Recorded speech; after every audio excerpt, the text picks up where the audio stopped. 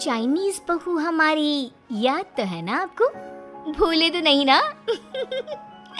हाँ भाई, थोड़ी देर में ही सही, लेकिन चाइनीज बहू की कहानी आ ही गई। क्या हो रहा है ये देश में? चाइना ने तो आतंक ही मचा रखा है। अरे क्या हो गया? क्यों चाइना को कोसता रहता है? भूल मत, तेरी ससुराल चाइना की ही है। हाँ माँ, पर ये देखना, लड़ाई झगड़े, ये बीमारी, ऊपर से ये देश कितना चालाक है। अंदर न जाने क्या क्या करता रहता है। तभी अंदर से बहू की चिल्लाने की आवाज आती है। अरे क्या हो गया बहू, क्यों चिल्ला रही है? माँ जी, ये देखिए, ये रूस ने यूक्रेन की हालत क्या कर दी है। ऊपर से चाइना में डर बड़ा लॉकडाउन लग गया है। माँ जी, अब क्या किया जाए? अरे तो तुम लोगों को क्या परेशानी हो रही है, मैं तो यही नहीं समझ पा रही हूँ। वो क्या है ना माँ, हम लोग चाइना जाने की सोच रहे थे। सांगसू के भाई की शादी है। तो क्या? अरे कौन सा उन लोगों के यहाँ भाई घोड़ी चढ़ता है जो बहन काजल लगाकर नेक लगी? माँ जी, उसकी आंखें बहुत छोटी छोटी है, उसमें या तो पुतली रह सकती है या काजल। साले की पुतली निकाल कर काजल लगा दो, अंधा कहीं का। क्या क्या बोले तुम मेरे भाई के बारे में?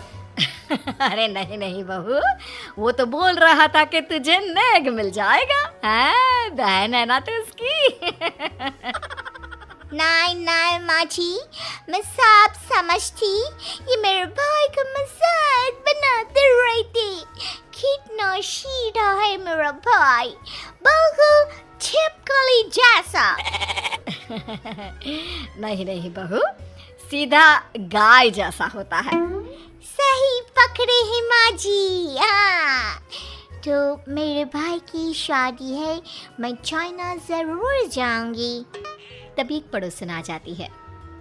अरे नहीं नहीं बहू, तू कहीं ना जा, हम लोगों का मन कैसे लगेगा तेरे बिना। ले बहू, तेरे भाई के लिए ये शॉल रख ले, हमारी तरफ से गिफ्ट कर देना।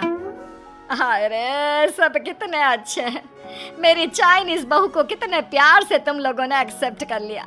सच में बड़ी भाग्यशाली हूँ मैं। कैसी बात कर रही है?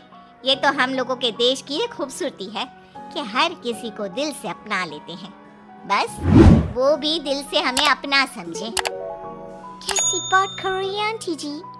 मेरे लिए आप सब सासू माँ जैसी ही हैं।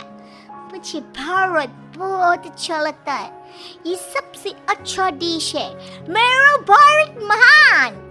वैसे भी लड़की की शादी जहाँ होती है वो तो वहीं की हो जाती है ना। जीती रे बहू, सही बोल रही है। औरत तो होती ही पानी की तरह है, जो जहाँ जैसे रखे वैसे ही शेप ले लेती है। आंटी जी, ये थोड़ा सा ज्यादा हो गया, समझ नहीं आया। नो प्रॉब्लम, मैं चाय बना कर लाती हूँ। फिर क्या, वो दिन भी आ जाता है जब बेटे बहू को चाइना जाना पड़ता है। वहाँ जाकर बहू का भाई कहता है, मेरे बहन आ गए, मेरी बहन आ गई। मैंने सबको बोला कि सब हिंदी में बात करेंगे, नहीं तो बहन नाराज हो जाएगी। थैंक्स बॉय, हिंदी मेरी भाषा है। आप मुझे उसमें बात करना अच्छा लगता है। आपने जीजा जी से मिलो। ओ बहन, तुम अंदर चलो। सभी बहू को अंदर लेकर चले जाते हैं, लेकिन सांगसू का पति, वो तो बेचारा चाइना के ससुराल के आंगन में अकेला खड़ा रहता है।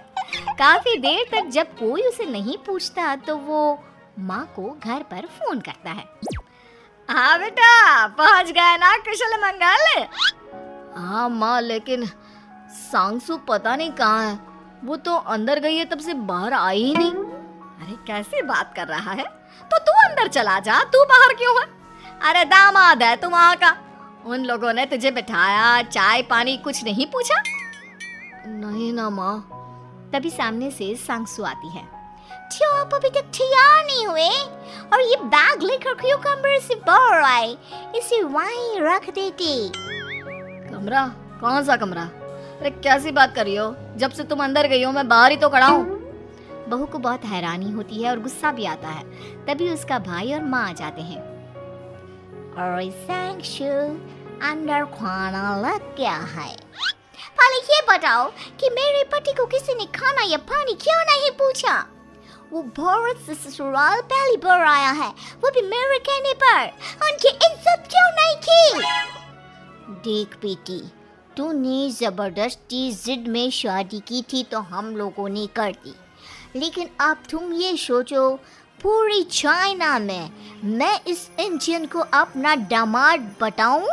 So sorry. हाँ संगसू, और तुम भी चुप रहना, नहीं तो वो लोग मेरी शादी तोड़ देंगे। ऐसी बात है, कोई बात नहीं, मैं बाहर होटल में रह लेता हूँ, तुम वही करो जो ये लोग चाहते हैं। कैसी बात कर रहे हो? शादी के बाद पति जैसा भी हो, जो भी हो, पति होता है। वैसे भी तुम्हारे पूरे परिवार ने, सबने बिना सोचे मेरा साथ दिया, मुझे एक्सेप्ट किया, प्यार किया। मैं अपने देश में आपको अकेला कैसे छोड़ सकती हूँ? ये हिंदी फिल्म का ड्रामा बंद करो, मैं अभी अब बर्दाश्त नहीं करूँगी। चुपचाप अंदर चलो, नहीं तो ये शादी वादी यहीं खत्म करके इसे अकेले ही इंडिया जाना पड़ेगा। कैसी बात कर रही हो माँ? ये मेरे पति हैं। है नहीं था, हम लोगों ने यहाँ वकील को बुला लिया है, जिसके बाद अब तेरा तलाक करा के हम यहाँ के चाइनीज लड़के से तेरी शादी करा देंगे। अरे कैसी बात कर रहे हो? हम तो यहाँ तुम्हारी शादी के लिए आए थे। नहीं नहीं, मैं सांगसू के बिना नहीं रह सकता हूँ। हाई वोल्टेज ड्रामा होने के बाद से ही सारा माहौल खराब हो जाता है कि तभी एक लड़की आती है। मैंने सारा इंतजाम कर दिया है, सांगसू की शादी का मंडप परसों लग जाएगा, तब तक इसके पति को कमरे में बंद कर देते हैं। सभी सांगसू के पति का हाथ बांधकर उसे कमरे में बंद कर देते हैं। ये क्या कानूनी है? आप लोग मेरे पति के साथ ऐसा नहीं कर सकते हैं। मैं किसी से शादी नहीं करूंगी, ये साफ बात है। पहले मैं अपनी शादी करूं, फिर तेरी भी शादी करवा दूंगा। सब कुछ तय हो जाता है, भाई की शादी हो जाती है। फिर वो दिन भी आ जाता है जब सांगसू की शादी वो लोग जबरदस्ती करने के लिए उसे मंडप पर ले जाते हैं। ऐसा मत करो, ये मेरी बीवी है। मैं किसी से शादी नहीं करूंगी।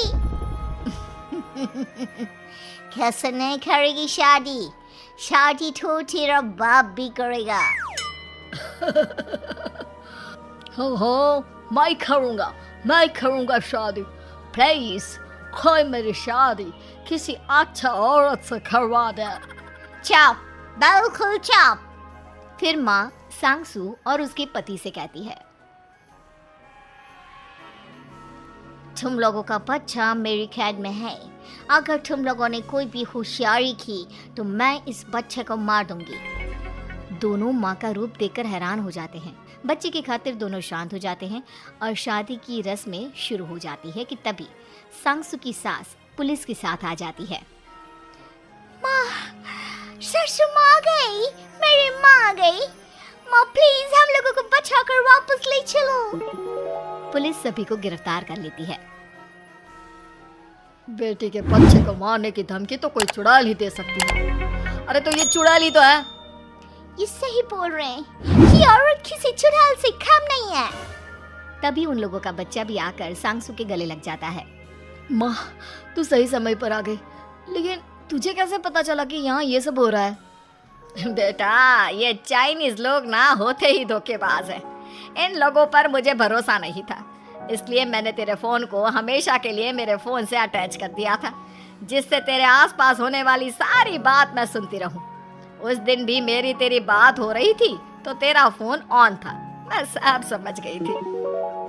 मुझे माफ कर दो। नहीं, बिल्कुल नहीं। चलिए माँ जी, इंडिया वापस चलते हैं। आज के बाद मैं यहाँ कभी नहीं आऊंगी।